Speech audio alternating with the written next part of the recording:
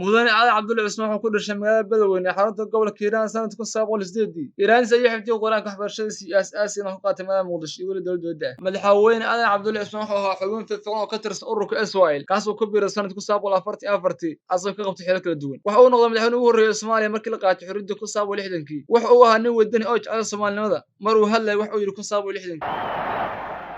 oo dhalinta yar leh waxa ka buuxa saad ka warqabtiin dib badan aynu soo maray yaa laga sheekayn karaya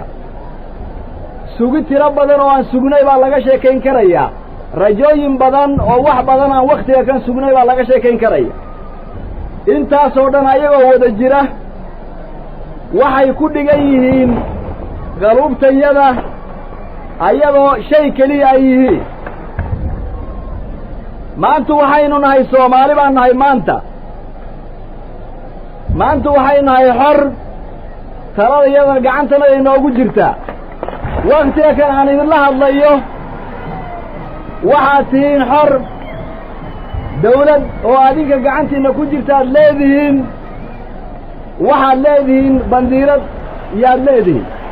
waa gallad ilaahay waa gallad madaxweyne cali cabdulle cismaan wuxuu ku dadaalay gobolada ku jeeriyaha gumaysi inay ka xiroobaan waxa xilka qabtay laga bilaabo 1960 ilaa 1967 asoo xooga saar horumarinta dalka dhanka waxbarashada iyo dhanka ciidanka wuxuu ahaa madaxweyne ugu horeeyay Afrikaan ee wareejay xilka dib markii laga guuleystay burburkii kadib 1990 mar uu la hadlay laanta BBC-da waxa uu yiraahdo soo kaalay markaas xaalad dalka ku sugnaa magaalada Muqdisho oo aan iyadana dhawaan booqday dadkii aan kula kulmay waxa kamid ah madaxweynihii ugu horeeyay ee Soomaaliya mudane aadan cabdulle cusmaan oo dadka intiisa badan ay u yaqaanaan aadan cadde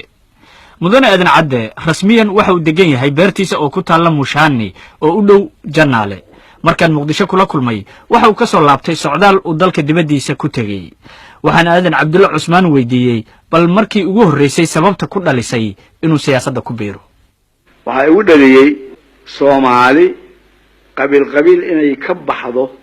oo yaani isku mid ay noqoto inaan wax ka shaqeeyo ay u dhaliyay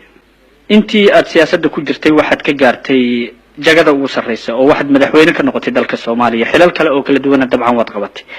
muddada aad siyaasadda ku jirtay ma xusuusan tahay go'aankii kuugu adkaa ee xafiiska kuugu soo maray ama dhibaatadii kuugu badnayd ee aad kala kulantay maamulkaaga siyaasadeed muddo dheer baa ka soo wareegtay marka yaani wax alla wax iga hor yimid oo yaani ama aan ku farxo ama yaani aan maduuran ka noqdo ma xasuusto xaqiiqada walaakiin anigu dadaal baan hayay intii horta iswaay waxaan qortay anigu 1944 bishii Febraayo yaa qortay waxaan ku dhaafsay Soomaali ninka aabay hooyada ee dhaleen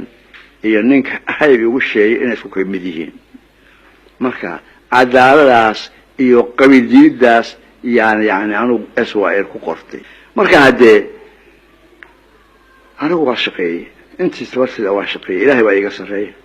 laakiin wax eemo gooni aan ahayn yaani Soomaali inay isku mid noqoto